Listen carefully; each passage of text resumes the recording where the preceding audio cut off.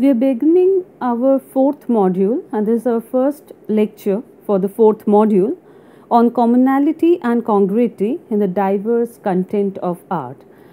To understand that, we must also focus on the basic ethos of a particular place that is common. Due to its ancient and stable culture, in spite of different disturbances, different invasion politically and culturally that took place in the country. But when we talk about the identity that is Indian, it's very difficult to decipher that particular concept because of the fact that it's very eclectic in nature. It has gone through several changes by different influences time and again, and that gave it a unique feature. And that is evident in most of the streams that is existing now in the country. But most interestingly, when we go back to the indigenous culture, like folk and minor art of India, we know that that has gone through no patronages as such, or even if there had been some supports that has come from the common people. They were not commissioned by the royal court ever. It was connected to the temple, and it was made by the people for the people. And let's focus on that and see how, because of all these reasons, there are different art styles that has come into the scene because of different influences from different sides. There are also certain characteristic that has come from west to east, it has gone from east to south, and it traveled all over within the country. But after the entire shuffling, we could feel that the vernacular art or the regional art of this country could maintain their regional identities very strongly with utter awareness. So in this lecture, we are going to see a mixed bag of images from India, which are different in their physical character, that gives us a different visual identity, but the experience is towards the commonality that is existing there. And slowly at the end of this module, we'll move to another topic. There we'll see how protected those forms are, that the cultural forms that is that belongs to one place, which is just about 100 kilometers away from another place, and how protective those people are in spite of all sort of cross-cultural interactions that took place, and that has nurtured its fiber from time to time. So let's realize all those things with more examples, and when we look at them, we'll also try to notice how different they are in their stylistic profile. For example, the angularities, the organic formation, the geometric formation, and the other elementary aspects. For example, the color scheme, the use of line, the use of texture, the decorations, the space division, two-dimensionality, three-dimensionality, creating illusion in space and other things. That should be our focus, and that will enrich our way of looking at things from a critical perspective. So seen in the picture is an image from Raghurajpur, Odisha, and in this traditional Patachitra, we can see the expertise of the people who have made them. What is seen in the picture is a space division which is very typical of this place to give it a distinct stylistic identity. And it's also important to see how the geometric formations of simple central composition with a square, a rectangle, and finally a circle right at the center is giving a sense of repetition throughout. The theme is very clear that it's a figure who is in the center, with a blue bordered god who is repeated in the flower petals that are arranged in a repeated order, and it also has a circular movement in its static, like though apparently they're static, and it tells about different stories which are connected to each other through different frames, and all the corners and the extra parts which are uh, remaining, no nothing is told there, they're filled up with some decoration or the other. For example, we have the parrots in green, which is a contrast color that is not seen anywhere else, but it's a distinct parrot green, and the parrots are in that color. But more than the naturalistic imagery, they emphasized on the decorative qualities of each and every images that they executed here, and that gives it a very rich characteristic where not a single part is uh, kept empty, and it also makes the composition more two dimensional and decorative.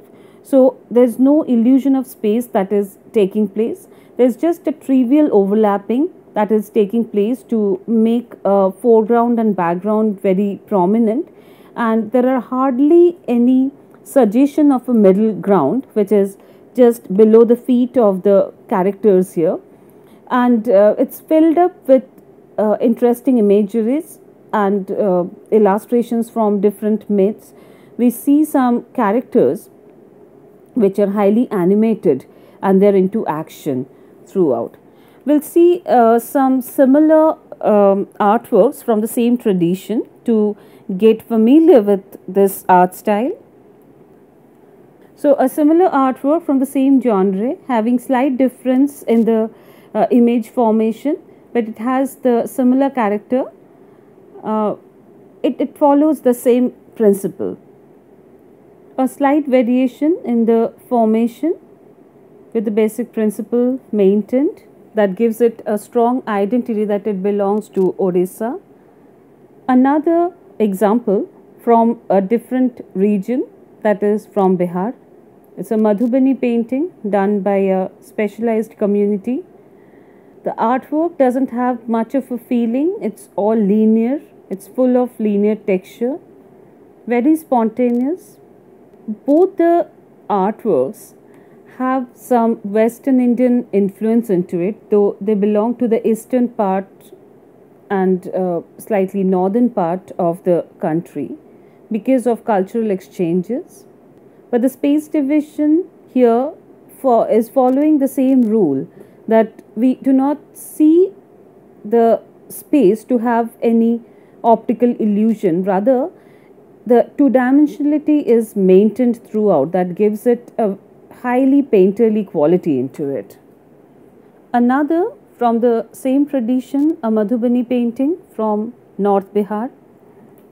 It has a stylized feature in the horizontal stretch of the bird, which gives it a very interesting division in terms of its space, where the main characters in these figures are placed in a vertical order, whereas the emphasis is there equally on the horizontal and vertical formation.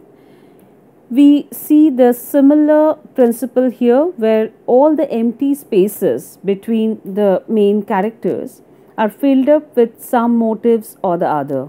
So it's all entirely filled up to give it a two-dimensional look. The use of line and color is also of a very simplistic kind, where all the figures are delineated with single lines made out of black color, and the spaces have no gap. Everything is very well confined and filled up with the basic primary colors. Another artwork from the same region following the same principle. Again, a Madhubani painting by the Dushad community, which is known to be the Gond art which is quite well known, that derived from a traditional tattoo practice. It shows a tree, which is quite an imaginary tree, which is the source of uh, prosperity. We see the linear formation all over and the variation in the linear formations throughout. So, what we see there are different thickness of the lines throughout with textures, but nowhere the color is filled up. Rather, it's with the ink and with the basic nib, the everything is filled up. The repeated figures with no focal point as such. So, when there is no focal point, the entire artwork works as a focal point. Another artwork, it's the wedding scene of Ram and Sita in its, that's the thematic content, and that's the minimum visual clue that we have, that Ram and Sita in blue and pink respectively, they're getting married, they're exchanging garlands as the ritual, and the entire figuration has a vertical emphasis into it, and the horizontal formation of the angular hands, which doesn't have a clear cut anatomical formation, is giving it a decorative quality that creates the balance because of its repetition. Durga with 10 hands, and the formation of the hand is adding to the quality of its freedom, the creative freedom that was enjoyed by the artist. It didn't follow the conventional norm of painting the idol. Seen in the picture is a very interesting and unique thing where Durga is holding the tail of the lion with her hand. Another artwork from a different tradition, which is from the Western India, Rajasthan, and these are certain artworks which are highly influenced by the Persian miniature artists who came to India with the Mughals. These are the artworks which are still practiced with a lot of seriousness. They include the local flora and fauna. Sometimes the flora and fauna are inspired by some foreign identity which has come from Persia itself. They're done on old parchment which has the Urdu scripts in it, and that adds to the quality.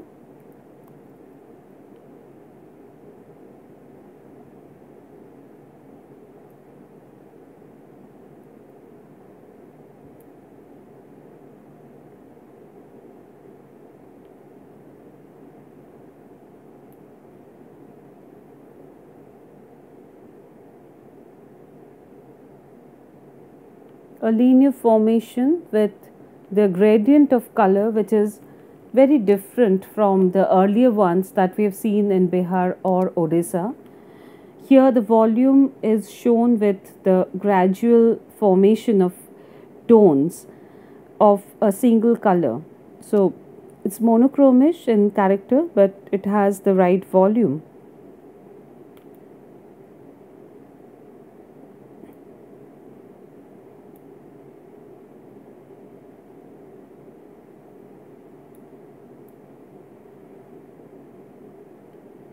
Another tradition with embroidered lines there, they're all stitched with threads. This is known as Sojni. Some more examples of Sojni.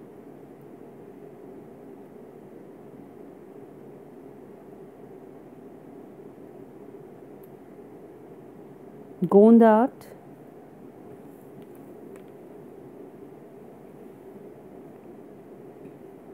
with semi abstract images and overlapping throughout, creating texture with a very matured graphic formation throughout.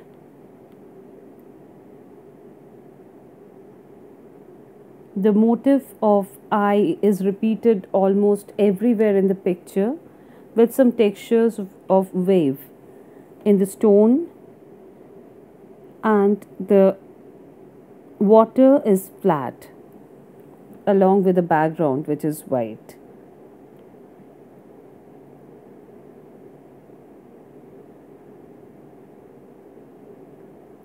Some of the creative formations of different creatures from stories and myths.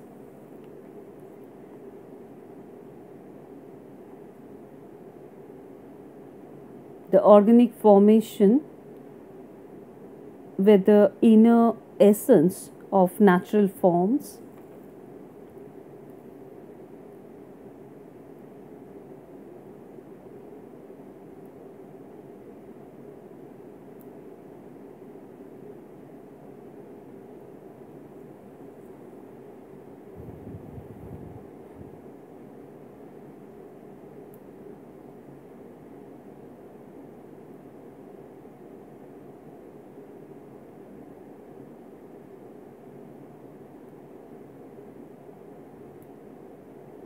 Imaginary animals and a narrative formation based on the animal forms.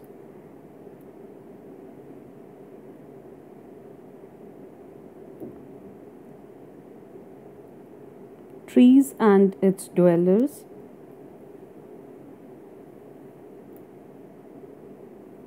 Harvest, farming.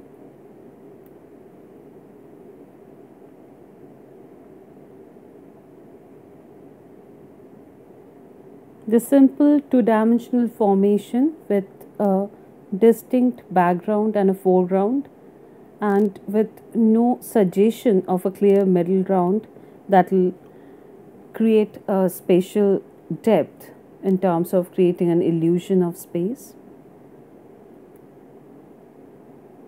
An artist in making of the artworks. The detailing done by the artist with brushes. So the color overlapping is quite clear in this picture.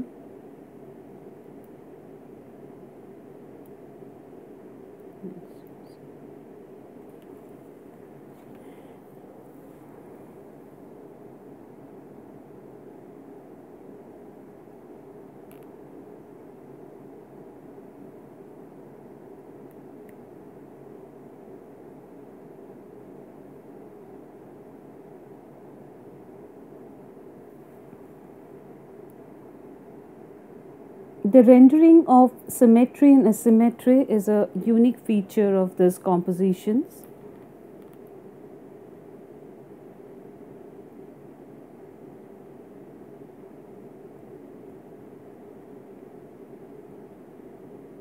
It has a strong surreal component into it, with unusual juxtapositions of form in utter harmony.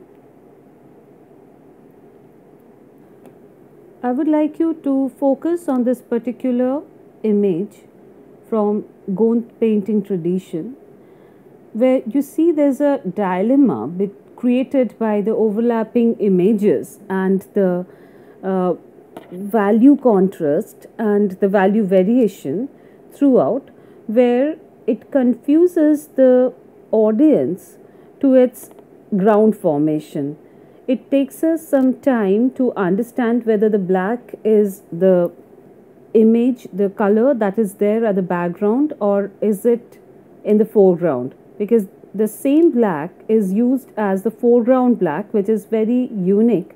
And whenever we see a color like black which has the lowest of value, it tends to get pushed back. But here when the artist used black paint as its background, he consciously made sure that it should not work as a background to give it a three-dimensional formation. Rather, he was keen on maintaining that two-dimensional quality, and that is perhaps one reason that he used the same black in intricate smaller sections which are repeated in a pattern which is also there throughout, which are coming at the foreground as separate images. And very interestingly, the blue white stripes are striking out. At the same time, it's getting even with the other formations in the frame. In the thematic level, if we alter and try to analyze this image and see it in a altered way, for example, let's assume that instead of adding the blue lines, if you change it into red lines, it would have been a red and white stripe that could have just come at the foreground, and we couldn't avoid having a three-dimensional depth and that kind of a formation in the artwork. So light blue, dark blue, or whitish blue and another light blue, that combination is very thoughtfully maintained throughout to give it a two-dimensional look.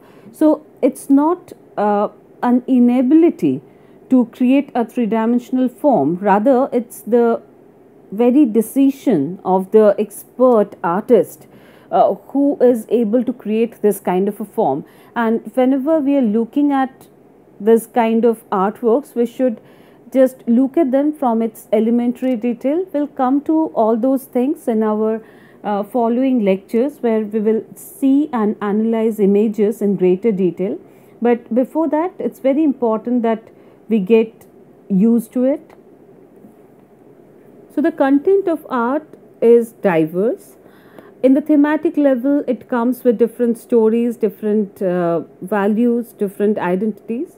At the same time, it's all connected with a common ethic that is very much connected to the basic ethic of the country, that is related to its local text, the folklores, the moral stories, also different fables, and that dates back to the main epics that is connected to it.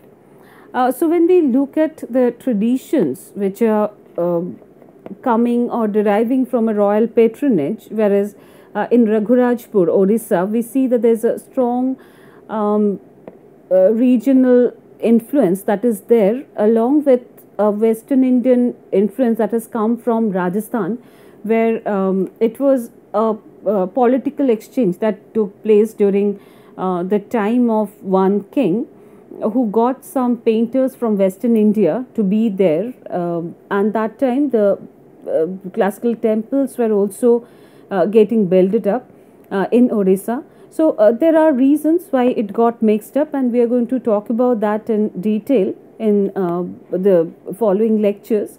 But right now it's very important that apart from looking at them from a complete thematic angle, we should also spare some time to look at them for their artistic qualities and develop our eye of looking at the images, and then it will provide us with the right confidence to look at them with the right approach.